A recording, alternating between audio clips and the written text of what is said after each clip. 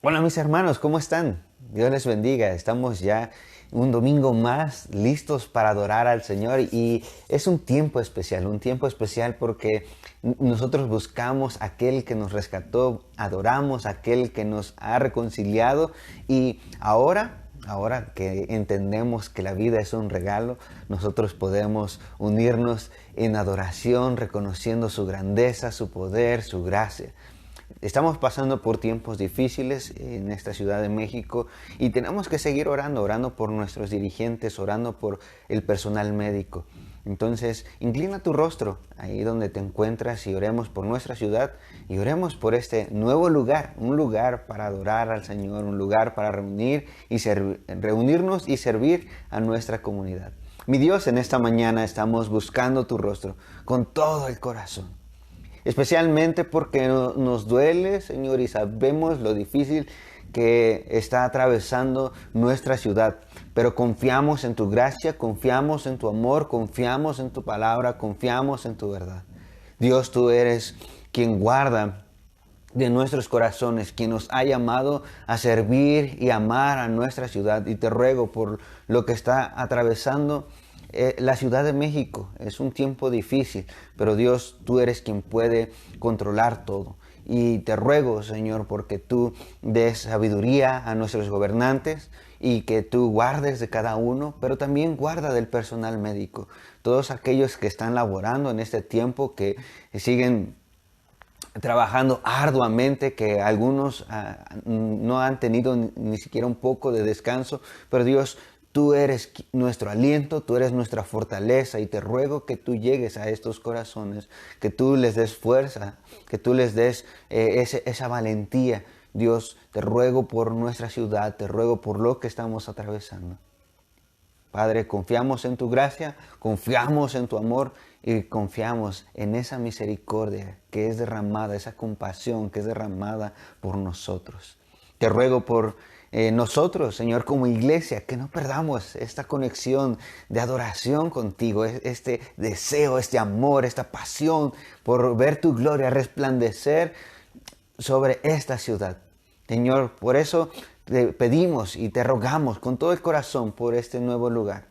Un lugar, Señor, en el cual podamos reunirnos y adorarte. Un lugar, Señor, en el cual podamos establecernos durante la semana y nosotros podamos estar sirviendo también a nuestra comunidad.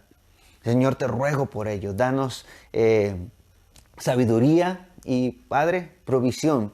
Reconocemos, Señor, que tú eres el dueño de absolutamente todo. Por eso, Dios, te buscamos y danos que sea de ti, Señor, todo esto. Te ruego por ello y te ruego por cada corazón, Señor, que no falte en nosotros esa pasión, ese amor, esa devoción por ti.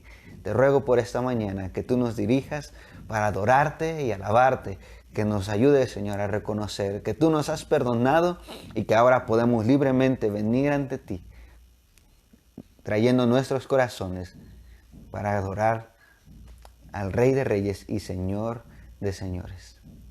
Gracias, Padre, en Cristo Jesús. Amén. Muy bien, estamos listos para adorar a nuestro Señor. Sigamos orando por todas estas peticiones. Y mis hermanos, que el Señor sea bendecido desde nuestros corazones. Hola mis hermanos, muy buenos días a todos. Le damos gracias a Dios por el privilegio y la oportunidad que nos da de seguir transmitiendo a través de estos medios. Y quiero compartir con ustedes lo que dice Primera de Tesalonicenses, capítulo 4, versículos del 16 al 18, unas palabras hermosas que habla el apóstol Pablo de ánimo, de motivación, de muchas cosas para nosotros hoy en día.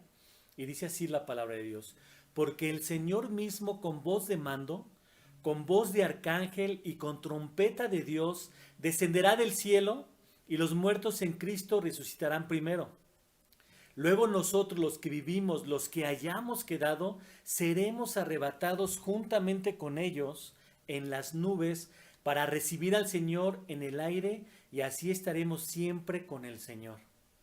Por tanto, dice Pablo, por tanto, después de escuchar estas palabras de aliento y de ánimo y de lo que va a pasar y lo que va a hacer el Señor con nosotros, dice, por tanto, alentaos los unos a los otros con estas palabras. Es algo de lo cual nosotros podemos alentarnos, hermanos, podemos tener esa esperanza con nuestro Señor de que el Señor vendrá por nosotros. Esto es pasajero, mis hermanos.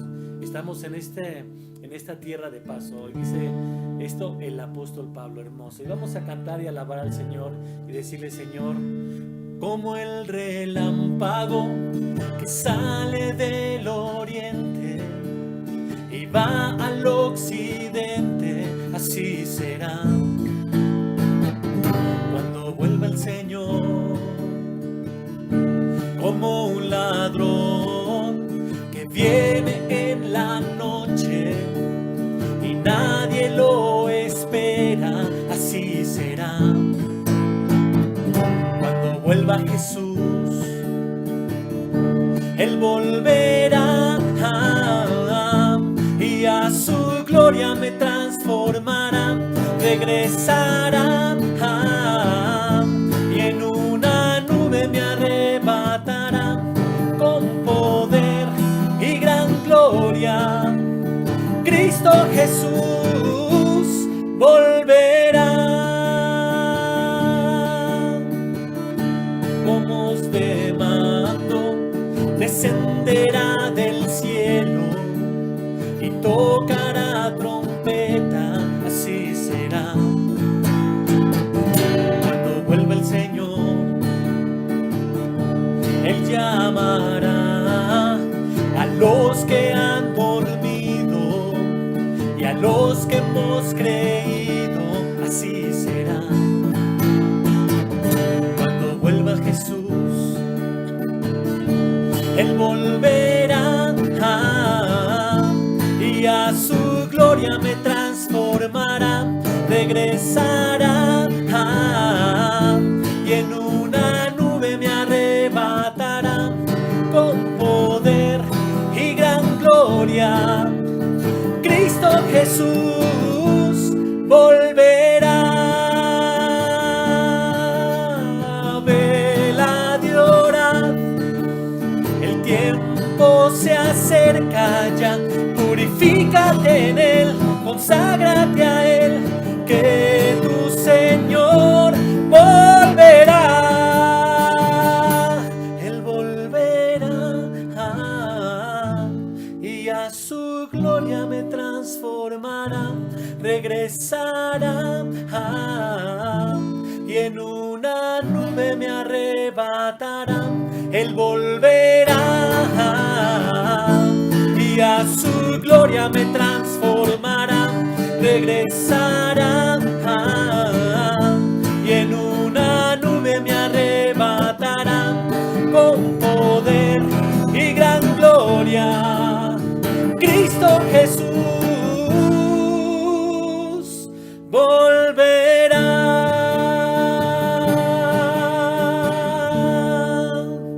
Señor, tú volverás por nosotros. Podemos estar confiados en ello, Señor, porque tú eres la roca fuerte, la roca eterna, que no se mueve, que nunca se moverá, que ahí estará y que nos ama. Si mis pasos ceden al andar ante la terrible tempestad, todo se derrumba frente a mí. Arraigado en Dios, a salvo estoy en la promesa que su amor me sostiene hasta el fin. Mi roca es Él, no se moverá. Mi roca es Él, su palabra siempre es fiel. Mi roca es Él, no se moverá. Mi roca es Él, su palabra siempre es fiel. Mi roca es Jesucristo.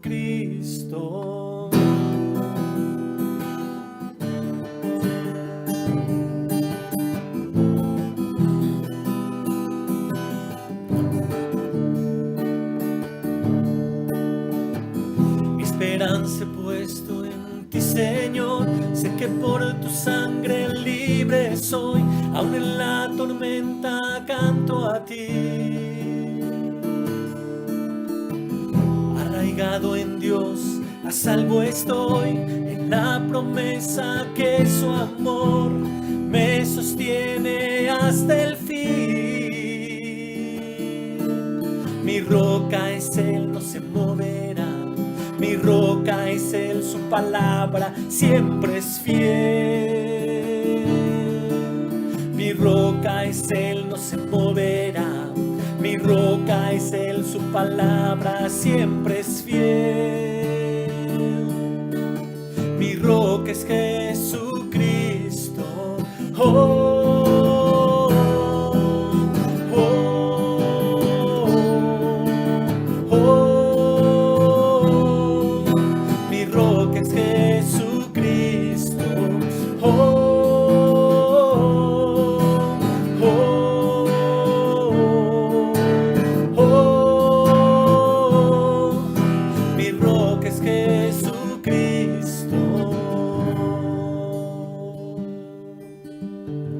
Señor, gracias te damos porque tú eres nuestra roca fuerte, Señor. Tu palabra nos enseña que tú estás con nosotros, Dios. Que tú eres esa piedra angular, Padre Santo, que un día regresará por su iglesia, Señor. Y eso es lo que confiamos hoy, nosotros los que hemos creído en ti, Señor. Los que hemos creído en tu palabra. Que te recibimos como nuestro Salvador, quien nos perdona nuestros pecados y quien nos promete que un día estaremos contigo en tu presencia por la eternidad, bendito Dios. Tú eres nuestra seguridad, Señor. Lo terrenal se va a acabar, todo esto se va a acabar, Señor, pero tú no, tú permaneces para siempre y tu palabra, Dios, permanece para siempre. Es Cristo mi seguridad, lo terrenal se acabará. Mi roca es Él, mi roca es Él. En el temor o adversidad, su gracia siempre bastará. Mi roca es Él, mi roca es Él. Es Cristo mi seguridad, lo terrenal se acabará. Mi roca es Él, mi roca es Él.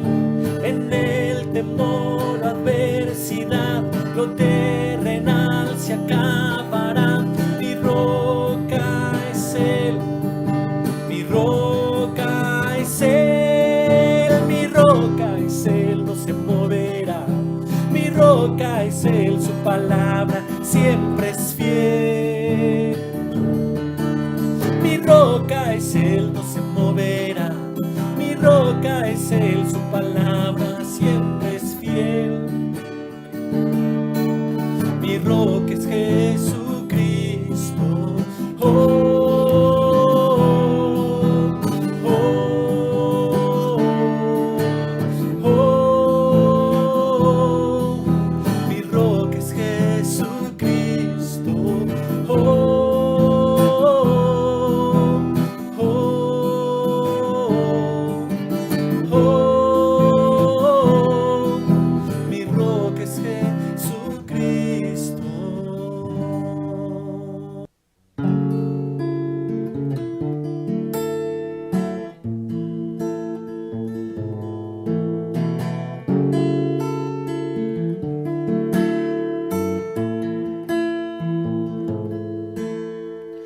Padre para el huérfano, del débil defensor, del preso es libertador. Cantaré, nuestro Dios mora en santidad, nuestro Dios se viste en majestad.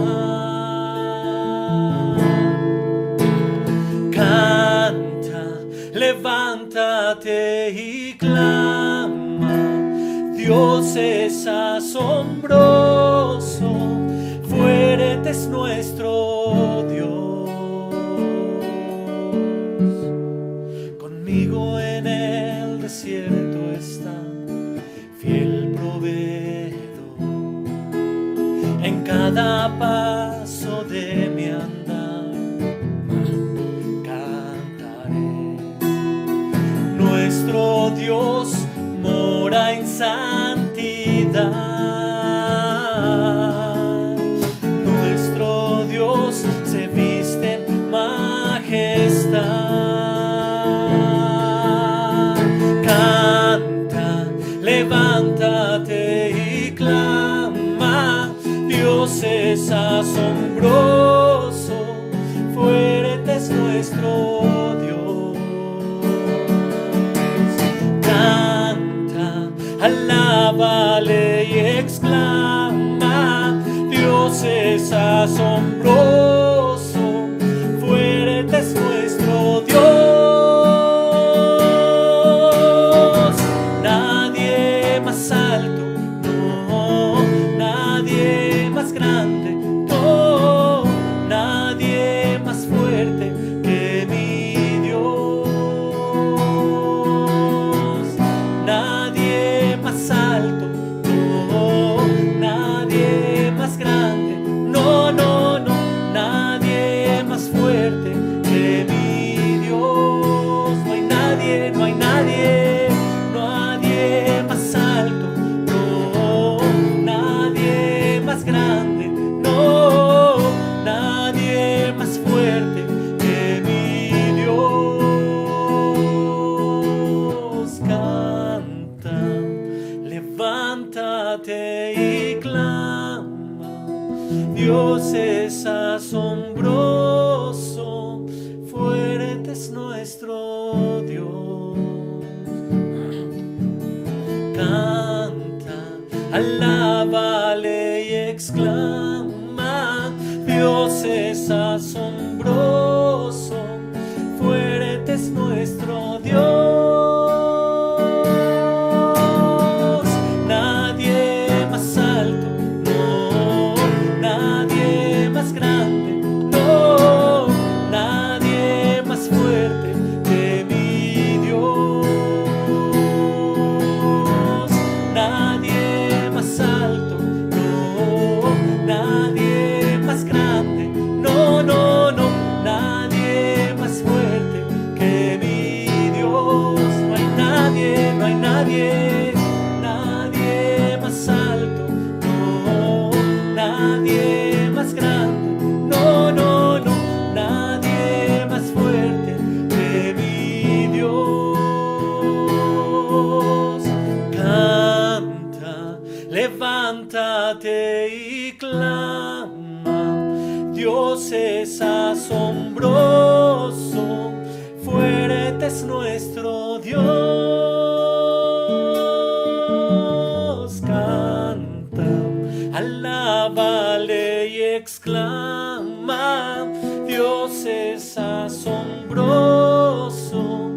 fuerte es nuestro Dios.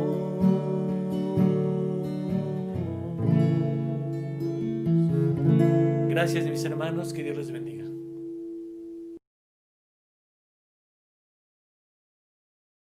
Saludos, mis hermanos. Qué dolorosa resulta la injusticia cuando la vivimos. Y esta injusticia, cuando es el resultado de una traición, el dolor llega a intensificarse cuando esta traición es por alguien que es cercano a nosotros. Un amigo, quizá tu esposo, quizá tu esposa.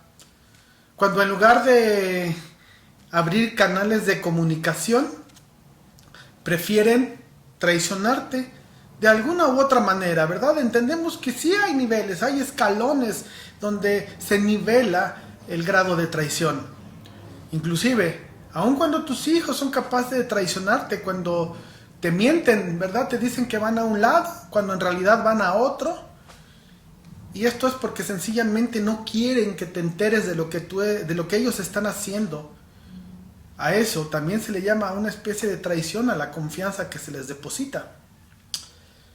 De algún modo o de otro, seguramente todos en algún momento hemos recibido, hemos sufrido, hemos padecido diferentes niveles de traición. Esto resulta doloroso Y por ello, cuando nos vemos afectados de esta manera, quisiéramos usar toda nuestra fuerza, todo nuestro poder para poder cobrar venganza y así poder desquitarnos, poder sacar esa furia del dolor que nos ha causado vernos traicionados, y más cuando esto es en una manera injustificada. Sin embargo, ¿cómo responde el Señor ante la traición? ¿Cómo vivió la traición? Todos sabemos, el Señor Jesucristo fue traicionado. ¿Qué camino llevó? ¿Cuál fue su actitud? ¿Cuál fue su carácter? Esta es una lección que tú y yo tenemos que aprender a vivir. Este es el camino que debemos de seguir, que debemos de andar. Debemos de seguir este ejemplo, el cual Él nos dejó en su vida. Todo tipo de traición, absolutamente todo tipo de traición resulta dolorosa. Sin embargo, en específico, la traición que vivió el Señor Jesucristo es inigualable. ¿Por qué? Por el simple hecho de que nadie ha podido ni siquiera acercarse a la perfección que Él nos mostró y Él vivió. Algunas veces la traición que nosotros vivimos sí pudiera ser el resultado o la consecuencia de que nuestro pecado ha afectado a otros y por ello nosotros recibimos traición, recibimos este tipo de malas situaciones. ¿Por qué? Porque nuestro pecado afectó a otros y ellos nos lo revuelven de esta manera. Sin embargo, el Señor Jesucristo jamás pecó. Él solo mostró amor. Y este amor es mucho más evidente a los suyos. Y hoy veremos que uno de ellos respondió al amor depositado en Él, al amor mostrado en Él, lo respondió con una traición. Así que el simple hecho de compararnos con Él en el tema de traición resulta una mala enseñanza, es decir, es una herejía. ¿Por qué comento esto? Porque honestamente me ha tocado escuchar diferentes sermones con diferentes pastores cuando ha tocado tocar este tema en los mensajes y escuchamos como una constante que algunos pastores hablan de traición y se ponen ellos en medio de la gente que en la iglesia o de inclusive el grupo cercano de liderazgo los ha traicionado. Inclusive ha habido pastores que han llegado a preguntar ¿cuántos Judas tengo en mi entorno? Pero el simple hecho de preguntarse eso es compararse con el Señor Jesucristo. Y simplemente el intentar hacer esta comparación automáticamente nos enseña y nos muestra un error doctrinal, un error de enseñanza. No podemos nunca nosotros, este tipo de enseñanzas, llegar a ponernos nosotros al centro como si fuéramos Jesús y como si los que nos han llegado a traicionar de alguna u otra manera representaran a Judas. Eso es una herejía. Así que tenemos a Jesús, por el cual se pagaron 30 monedas de plata, las cuales eran las mismas que se pagaban por un esclavo en el Antiguo Testamento. Y no solamente es este tipo de situaciones que vivió el Señor de manera injusta, vivió deshonra. Un verdadero inocente fue deshonrado, pero principalmente Él se dejó traicionar para que se cumpliera el propósito de ser crucificado y así pagar lo que tú y yo, es evidente, no podemos pagar. Por ello el Señor vivió traición, fue arrestado, fue abandonado, experimentó lo que es estar en una soledad absoluta. Así que el Señor en la Escritura está por vivir el momento más difícil que pasó aquí en la tierra. Él sabe lo que significa ser abandonado. Pero la pregunta que inmediatamente resulta es, Él vivió abandono en ese tiempo, hace 2000 años. Hoy, 17 de enero del año 2021, ¿cómo estamos con Él? ¿Sigue sufriendo abandono por parte de los que le seguimos? ¿O cómo nos hemos comportado en este último año? ¿Nos mantenemos firmes No importando que quizá durante todos estos meses, los últimos 10, 12 meses, las cosas no hayan funcionado del todo bien. Vamos a entrar en tema, pero antes vamos a dedicar este tiempo al Señor, a su guía, a su cuidado, y que Él sea que toque tu corazón a través de su Espíritu para que podamos escuchar lo que la palabra hoy está por enseñarnos. Amado Padre, te agradecemos, Dios, este tiempo que tenemos como iglesia, Señor, donde en esta dinámica de diferentes meses que hemos podido llevar a cabo a través de la predicación de la Escritura, pero de una manera a distancia, Señor, tú nos guíes, tú nos lleves, tú nos cuides. Padre, utilízame, Dios, para poder cumplir el propósito de este domingo por el cual tú has permitido que tengamos este tiempo de enseñanza. Señor, sabemos que no hay nada, Dios, que esté lejos de tu voluntad, Padre, pero sí te rogamos, Señor, que no haya ninguna intención oculta en este tiempo. Que mis hermanos tengan ese anhelo y esa necesidad y ese deseo de aprender más de ti y de nadie más, Señor.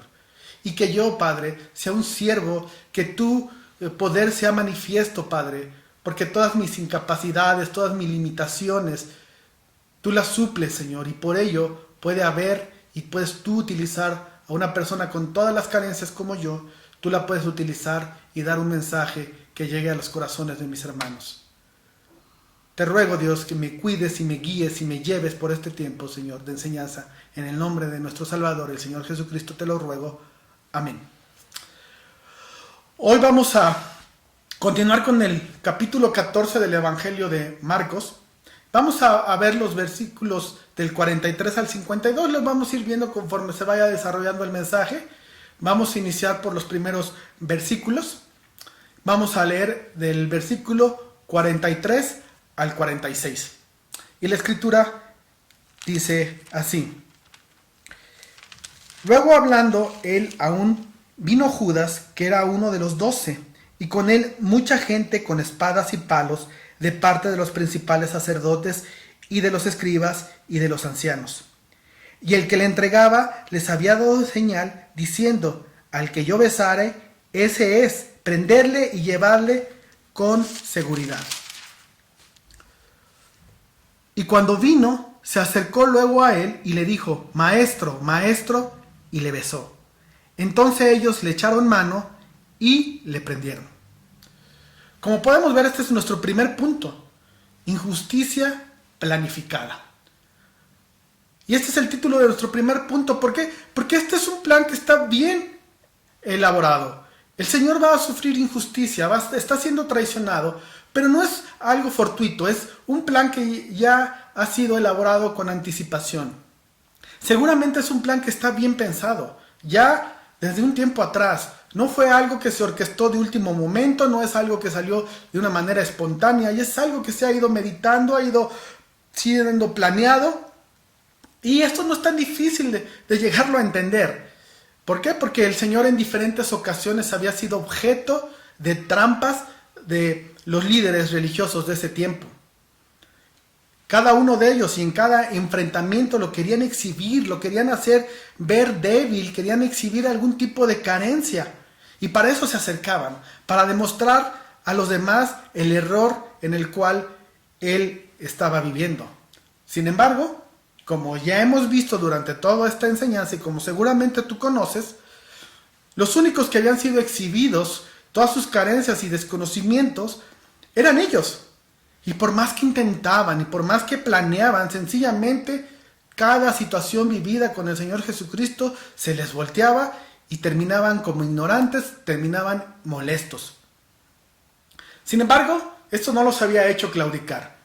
Ellos seguramente habían seguido planeando cómo deshacerse de él, y en este tiempo ya, aunque fuera de una manera ilegal. Marcos nos recalca que quien le traicionó es uno de los que había estado con él, dice la Escritura, uno de los 12, el cual ha colaborado en este plan y ha planificado cómo atraparle, para que no haya ningún error en el momento de agarrarle, para que le agarren con seguridad y no pudiera escapar el Señor Jesús. ¿Y eso qué significaba? que seguramente amarraron al Señor Jesucristo, de manera que no pudiera escapar, de manera que estuvieran ellos totalmente seguros de que lo llevaban preso. Recordemos que todo esto se da de noche, entonces había que identificar perfectamente quién era, no fuera que agarraran a otro, y que en medio de la noche quizás si lo agarraran pudiera escaparse. Entonces había que estar bien seguros de quién era, y aparte había que asegurarse de que no fuera a escapar. Así es que tenemos este plan que está bien planeado, con un tiempo, y aquí también está encabezándolo una persona que aparentemente había sido reconocido como un discípulo del Señor. Inclusive, este discípulo había reconocido que Jesús era el Mesías. Pero obviamente esto había sido solamente de dientes para afuera, no había sucedido desde su corazón. De hecho, Judas ya había mostrado el cobre en diferentes circunstancias, en diferentes ocasiones. Recordemos, él había sustraído unas monedas de manera incorrecta. Ya había juzgado al Señor Jesucristo cuando alguien se acercó y derramó perfume en sus pies. Y a manera de crítica, él dijo, ese perfume debió haberse vendido para repartir ese dinero entre los pobres, mostrando inconformidad y malestar ante las situaciones y ante las decisiones del Señor Jesucristo. Una situación que quizá pudiéramos nosotros entender está muy lejana de nuestros tiempos, pero ¿realmente será una situación que desconozcamos hoy en día? ¿Tú crees que ya no hay personas que solo siguen al Señor de dientes para afuera y que terminan mostrando una fe que es falsa y que tarde o temprano van a terminar abandonando al Señor? Tengamos mucho cuidado con eso, es algo bien importante y bien delicado, hermanos, porque nosotros podemos llegar a estar sirviendo en la iglesia. Judas lo hacía. Nosotros podemos estar orando al Señor, pero Judas también lo hacía. Y podemos estar haciendo cosas que hace un aparente creyente, pero a la hora de la hora terminar traicionando al Señor, no al hombre, no a un pastor, no a una iglesia, al mismo Dios. Y esto no nada más se da en creyente, puede llegar hasta el mero liderazgo. Así que un pastor, un líder puede llegar a traicionar a Dios. Por eso es importante que nosotros estemos bien pendientes de los pasos que el liderazgo está dando dentro de la iglesia. Porque dentro del liderazgo, dentro del pastor, puede darse un corazón totalmente distinto, con un propósito totalmente desviado. ¿Como cuál? Como el enriquecerse. Lo vemos con estos pastores, con estos líderes que predican prosperidad y lo disfrazan de amor a Dios. Se puede traicionar a Dios aun cuando mi corazón no está realmente enfocado y desea adorar al Señor a través del servicio, sino más bien la idea es quitarle un poco de la gloria que solo a Él le pertenece. Y por eso sirvo dentro de la iglesia y por eso tomo un rol protagónico en la iglesia. Porque yo lo que busco es adulación, busco el reconocimiento. Y a través de ello yo traiciono a Dios. Porque también puedo mostrar una falsa piedad hacia los demás. Una falsa piedad aún hacia el Señor. Tal y como lo mostró Judas cuando le besó. Hermanos, nosotros debemos de tener con mucha claridad y muy reconocido que con Dios no hay puntos medios. Eso debe de estar claro para nosotros. Así es que si estamos con Él, estamos al 100%. Si no, estamos en contra de Él. Aún podríamos decir, yo estoy con el Señor al 99%, casi de una manera total. Pero ese 1%, si no está con Él, está en contra de Él. Así es que, si no es en su totalidad, estás en su contra. Por lo mismo, tú y yo tenemos que entender que no hay más que solo dos posibles padres. O somos hijos de Dios o hijos del diablo. No hay más paternidades, una u otra. 100% hijos de Dios. No hay mitades, no hay medias. El que se reconoce y se sabe como hijo de Dios, tiene muy claro que no tiene mucho de qué jactarse, no busca otra cosa. Es evidente que para él, que si es hijo de Dios, no es porque se haya sido muy bueno, porque esté muy bien preparado, o para que sus obras sean realmente reconocidas, porque en él no hay ningún mérito todo lo que ha vivido es por misericordia y por gracia de Dios. Así es que tenemos a este hombre Judas, que está encabezando a una multitud armada, que entendemos eran policías, eran guardias del templo. Marcos no nos lo dice, Juan 18:12, así nos lo enseña. Nos dice que eran soldados junto con judíos que pertenecían al Sanedrín, es decir, maestros de la ley, estos líderes religiosos, los cuales, como ya hemos dicho, ya tenían un tiempo de estar siguiendo al Señor, les era muy incómodo. Ellos ya habían dictaminado sentencia.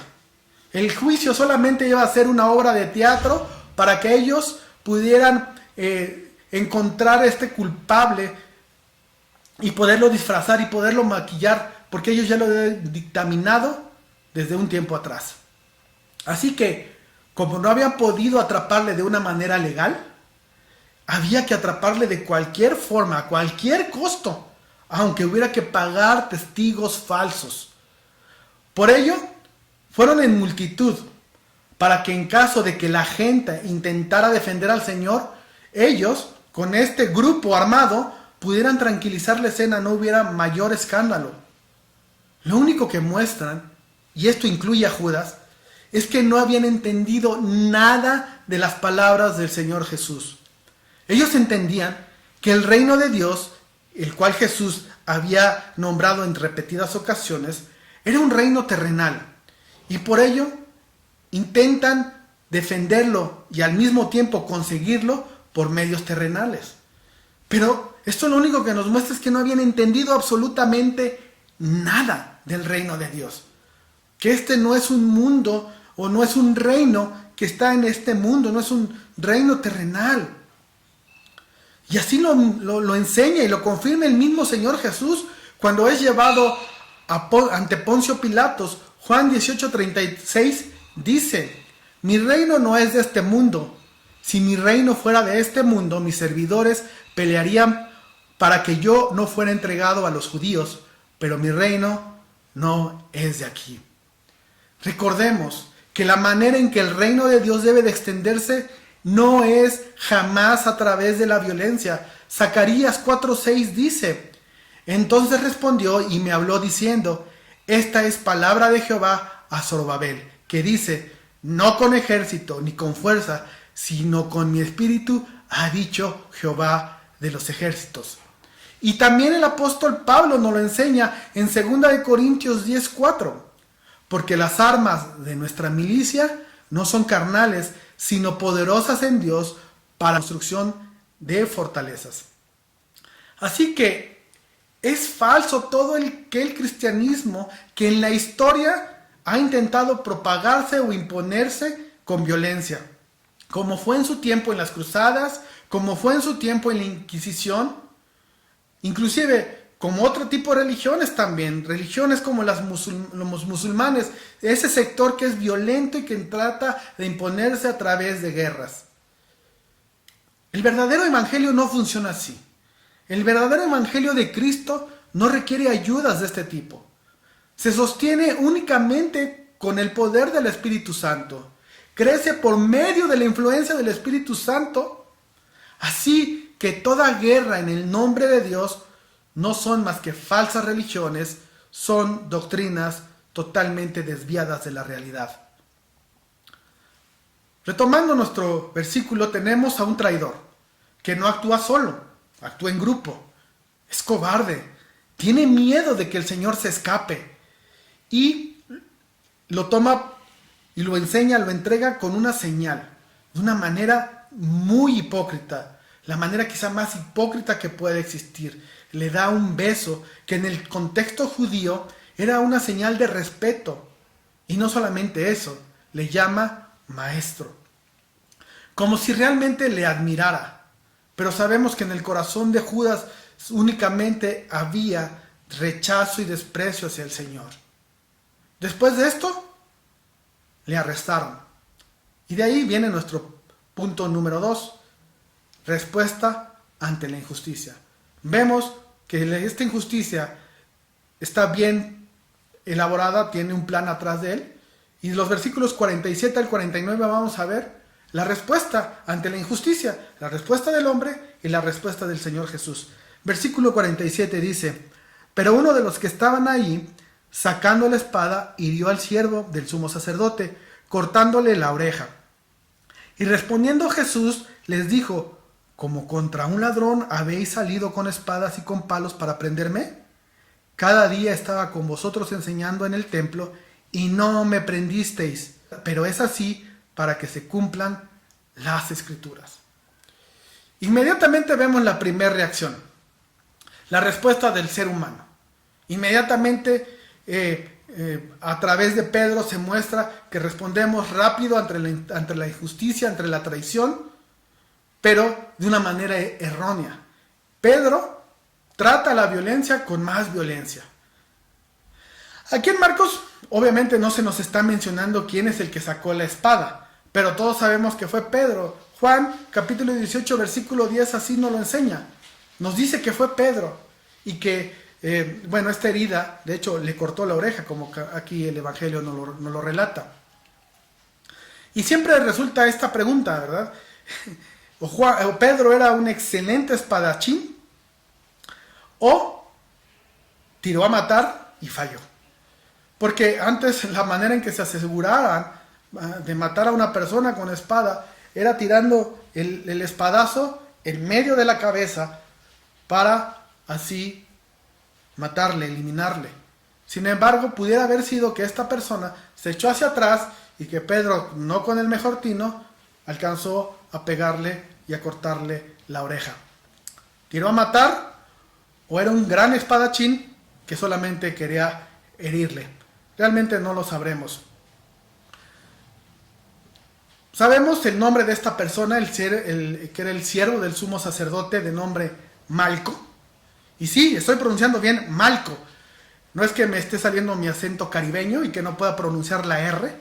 Oye chico, Malco. No, realmente ese es su nombre, Malco. Inmediatamente, según el Evangelio de Lucas, nos relata que Jesús sana a Malco. Y que Jesús cuestiona la manera en que van a buscarle. ¿Verdad? No, Jesús nunca había mostrado violencia.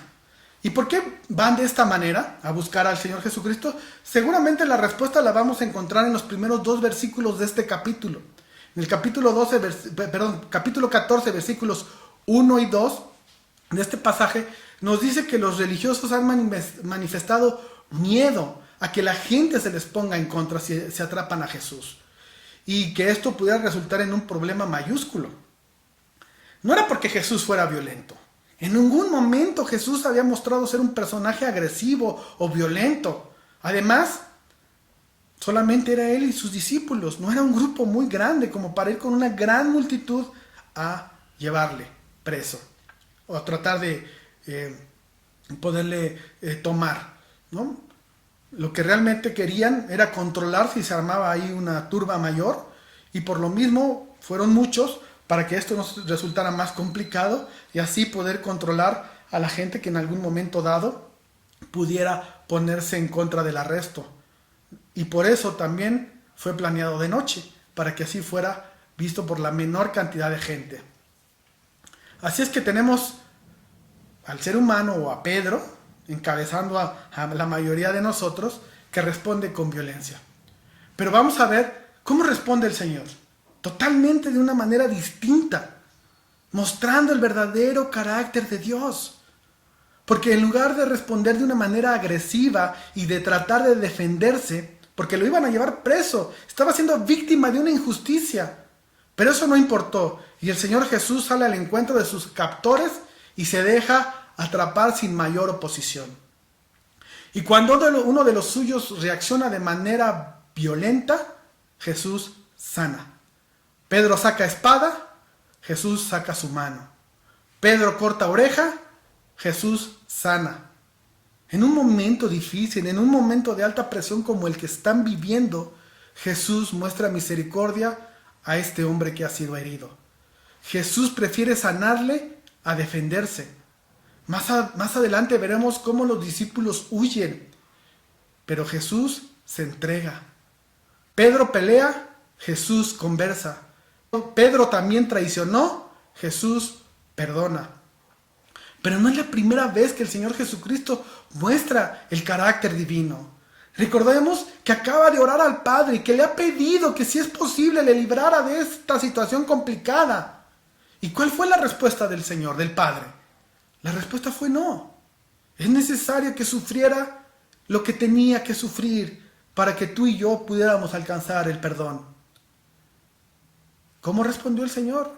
¿Acaso viste a Jesús enojado porque el Señor le dijo que no?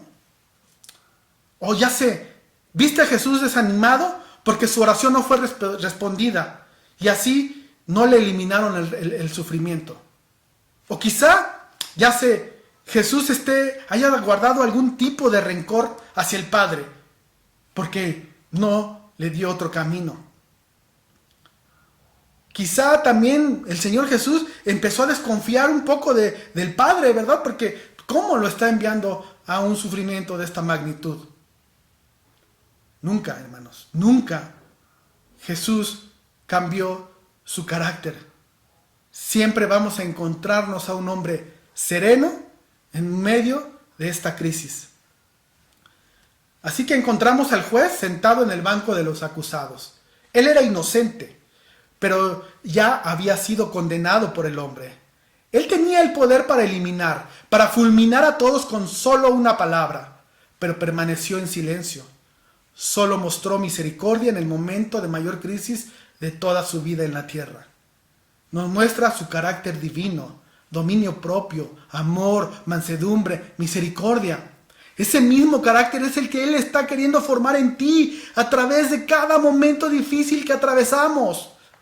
Él lo está viviendo.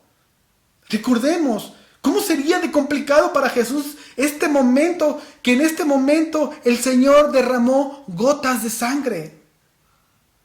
Cuando tú y yo estamos cruzando momentos difíciles, complicados, y quizá nunca a este grado, pero sí momentos complicados de salud, momentos complicados de escasez.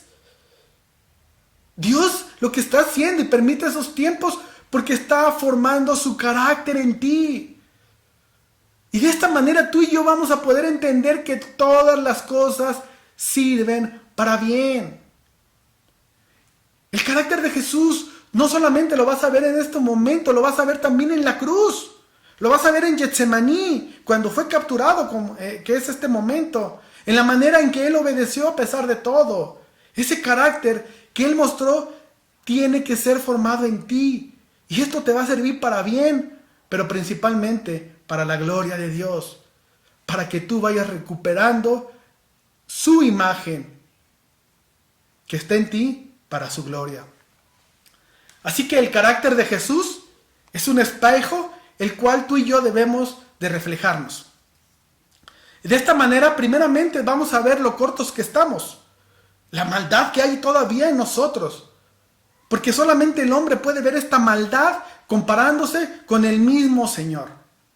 De otra manera, si nosotros nos comparáramos con alguien más, con otra persona, lo único que va a pasar con nosotros es que nos vamos a llenar de orgullo, pensando en que hay cosas mejores en mí que en otra persona, o mejores cosas en ti que en mí.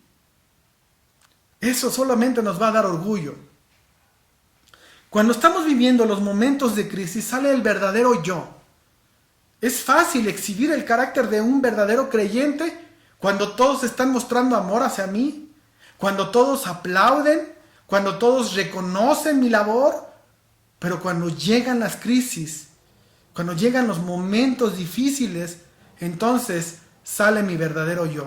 Sobre todo cuando ese momento de crisis estoy siendo víctima de una injusticia. Tengamos mucho cuidado de no caer en este error y intentar seguir a un Cristo distinto al que muestran las Escrituras. Yo debo de estar enfocado en el Cristo que me enseñan las Escrituras y no en tratar de seguir a un Cristo el cual yo me invento en mi cabeza.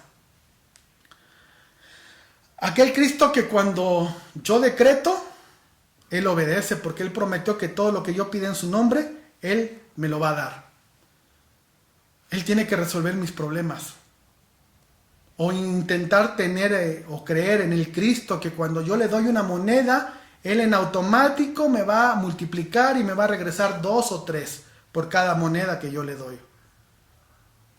Eso es un grave error, porque el problema es que cuando entonces empiezo yo a vivir dificultades, empiezan a nacer cuestionamiento. ¿Qué pasó, Señor? Yo ya decreté en tu nombre. Yo ya he decretado que mi matrimonio va a mejorar. Ya declaré que voy a recibir ese trabajo por el que he estado orando y que ese trabajo sea bien pagado.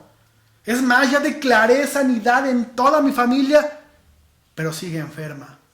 Y más aún en este tiempo se han contagiado.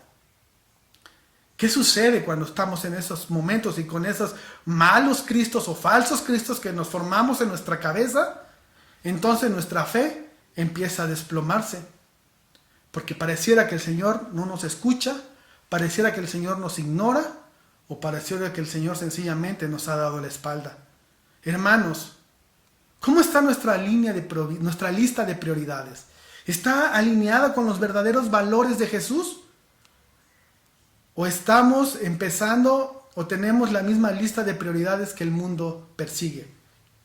Y solo hemos barnizado con un poco de barniz cristiano nuestra vida.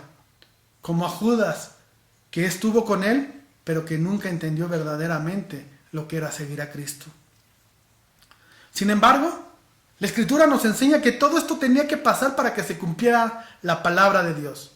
Una vez más, todo bajo el control del Señor. Todos ellos, sin darse cuenta, los que están yéndole a capturar, los que le traicionan, los que les abandonan, todos ellos están cumpliendo sin darse cuenta el plan redentor del Señor. Si no hubiera sido así, sencillamente no hubieran podido hacer nada en su contra. Solo hubiera bastado una palabra del Señor para que todos cayeran fulminados. Porque como con una palabra de la boca de Dios surgen las cosas y da vida, también con una palabra de su boca puede quitar la vida. Pero era necesario que esto sucediera para que se cumpliera el plan que Dios había trazado. De esta manera, es la manera en que se van a cumplir el Salmo 22 e Isaías 53, de manera literal, donde se describe la ira de sus enemigos, el rechazo por parte del pueblo judío, su entrega por parte de un malhechor, la condena por parte de los impíos. Todo se ha anunciado y es necesario que se cumpla el plan de Dios para poder quitar el pecado del mundo a todos aquellos en que lleguen a confiar en el Salvador, nuestro Señor Jesucristo. Y por ello, punto número 3. Un plan bien elaborado, la respuesta humana y la respuesta divina. Y ahora vamos a ver cómo vive Soledad en medio de esta injusticia. Versículos del 50 al 52. Entonces todos los discípulos, dejándole, huyeron. Pero cierto joven le seguía cubierto el cuerpo con una sábana y le prendieron. Mas él, dejando la sábana, huyó desnudo. Las cosas ya están muy complicadas, muy difíciles. Y se han complicado aún más porque el Señor Jesucristo ha evidenciado de manera clara que no va a poner resistencia al arresto. Se va a dejar arrestar, de hecho, se entrega. Entonces, la respuesta de los discípulos empieza a desquebrajarse de una manera fuerte. Están perdiendo su confianza en el que habían declarado como Mesías algunos capítulos atrás. Esa fe se derrumba. Ni uno solo se queda con él para compartir este momento difícil. Ni siquiera Pedro, que unos versículos atrás le había prometido lealtad a toda prueba. Aunque el mismo Pedro después va a seguir al Señor a la distancia, solo fue para traicionarle cuando fue descubierto como uno de los que andaba con él. Así que tenemos al Cordero de Dios que quita el pecado del mundo, ha sido abandonado por todos los suyos. Pero sabes, Él sufrió abandono para que todos los que en Él creen jamás sean abandonados. Recordemos sus palabras: estaré con ustedes todos los días, Jamás el Señor te va a abandonar, aunque todo el mundo te dé la espalda, aunque no haya quien te brinde su apoyo. El Señor sabe perfectamente qué se siente y lo que estás viviendo, y por ello Él te promete su compañía por siempre. Así es que no importa que te abandone, inclusive el líder de tu iglesia, el pastor. No importa si tu esposa, tus hijos, tu familia te da la espalda. No importa si tus amigos te fallan. De eso nada importa, porque tú puedes encontrar consuelo con solo pensar que tienes a un amigo que nunca te va a abandonar y mucho menos te va a fallar. Tienes a tu Señor y Salvador, el Señor Jesucristo. Y más porque Él sabe lo que se siente ser abandonado. Y a pesar de ello, Él perdonó y mostró amor por aquellos que le abandonaron. Él fue paciente y les amó a pesar de todo lo que vivieron. ¿Cuánto tendríamos que aprender tú y yo de su carácter? Así nos lo enseña Lamentaciones 3:22. Y dice, por la misericordia de Jehová no hemos sido consumidos, porque nunca decayeron sus misericordias. Nunca decaerán sus misericordias. Después,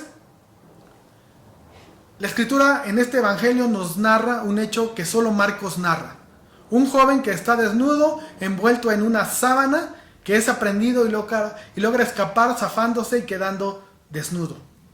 El hecho de que sea Marcos el único que relata este hecho y que le da importancia, tan es así que lo plasmó, que lo escribió, lo que nos dice y lo que han investigado y lo que afirman la mayoría de estudiosos, concuerdan de que es el mismo Marcos y que está tratando de quedar en el anonimato. Él es el hombre que sale con una sábana desnudo y que queda desnudo. Obviamente, por eso no menciona su nombre, quiere quedar en el anonimato. Si esto es real, si esto es así, entonces seguramente tenemos a este personaje que al oír el alboroto, al llegar esta multitud para prender al Señor, fue tan grande la impresión que ni siquiera le dio tiempo para vestirse. Fue tan grande lo que él vio, tan impactante, que estaba acostado, solamente tomó una sábana y salió para salir, quizá para ayudar a Jesús, quizá para advertirle, quizá solamente, pues como cualquier vecino, ¿verdad? Para asomarse a ver qué es lo que estaba pasando, para informarse, quizá porque se asustó, vio algo muy grande y eso provocó su salida. Realmente no lo sabemos. Pero sí sabemos que una vez que le identificaron, le prendieron y él se fugó. Quizá lo querían como testigo en contra de Jesús, tampoco lo sabemos. Pero sí sabemos que ni uno de sus discípulos, ni este joven, absolutamente nadie, intentó seguirle. Este personaje, si es que es Marcos, prefirió la vergüenza de la desnudez que acompañar al Señor en un momento difícil, en este momento complicado. Mucho menos iba él a enfrentar a la justicia con tal de ayudar al Maestro. Así que tenemos que está consumándose el inicio de la pasión del Señor, el camino hacia la cruz, ya que es llevado de Getsemaní hacia Jerusalén para iniciar este juicio con la mayor rapidez, para que no llegara el sábado y tener que posponer este juicio, así evitar a que toda costa se levantara oposición, a darle tiempo al pueblo que levantara en contra del arresto de Jesús, entendiendo que era de manera totalmente injusta. La sentencia estaba ya dada, solo había que tener evidencia que justificara, y a la vez el deseo de los del Sanedrín era que los romanos le crucificaran para que no los culpara a ellos el propio pueblo judío. Así que los que no siguen a Cristo por fe, sino por algún tipo de conveniencia, inclusive solo por curiosidad, no va a haber nunca un compromiso real. Podrán, a través de esto, inclusive, evitar la condenación del hombre, pero ¿sabes? Nunca van a poder evitar caer en las manos del Dios vivo. Así es que, a manera de conclusión, debemos nosotros de entender que el reino de Dios funciona totalmente al revés y desprecia lo que el mundo valora y valora lo que el mundo desprecia. Porque el mundo, ¿qué es lo que valora? ¿Qué es lo que considera como prioridad? Poder, dinero, éxito, fama. Pero Jesús dice, ay de vosotros cuando todos los hombres hablen bien de ti. ¿Por qué? Porque esto significa que seguramente has encajado con lo que el mundo persigue y según su perspectiva has logrado lo que el mundo considera importante. Pero el mundo, ¿qué rechaza? Rechaza el sufrimiento. Y el Señor nos dice, bienaventurados los que hoy tienen hambre. También nos dice, bienaventurados los que lloran. Bienaventurados los que los hombres los aborrecen. Cuando los malos les aparten de sí, les vituperen, desechen vuestro nombre por causa del Hijo de nombre, bienaventurado. Así que no debe de importarnos lo que padecemos, porque tenemos lo más importante que es a Cristo, a nuestro Salvador. Es lo más importante que tú y yo perseguimos. Cristo ayudó a los pobres, dio su vida por la humanidad y murió de una manera injusta, sufriendo lo que tú y yo merecíamos, pero con el fin de que tú y yo también recibamos lo que Él recibió. Hermanos, ese es el verdadero evangelio y a la vez es la muestra más grande de amor que se haya mostrado por alguna otra persona. Así que Él ya padeció por cada uno de nosotros lo más duro, lo más difícil, la ira de Dios. Así es que por lo tanto, ten por seguro que en el presente siempre estará contigo, aunque los momentos sean complicados. Él jamás te va a abandonar. Amén. Amado Señor, te alabamos y te agradecemos, Padre, porque tu palabra nos llena de consuelo. Porque tú, a través de tu Hijo, nos has mostrado que funcionas totalmente al revés. Y que nosotros tenemos que aprender de ello y no seguir lo que el mundo sigue. Tú nos enseñas, Dios, lo que son los verdaderos valores, lo verdaderamente importante, lo trascendental. Ayúdanos, Dios, a que eso sea una realidad en nuestra vida y que persigamos lo que tú persigues, el amor hacia los demás, la ayuda hacia otros, que el desgaste en nosotros sea lo que sea necesario, Señor. Ayúdanos, Dios, a poder conservar la calma y la paz en medio de las circunstancias adversas, difíciles. Señor, que nos consuele el amor que tú has mostrado durante toda la vida de tu Hijo Jesús aquí en la tierra y durante toda la historia, Padre. Tú nos has dado el perdón que no merecíamos.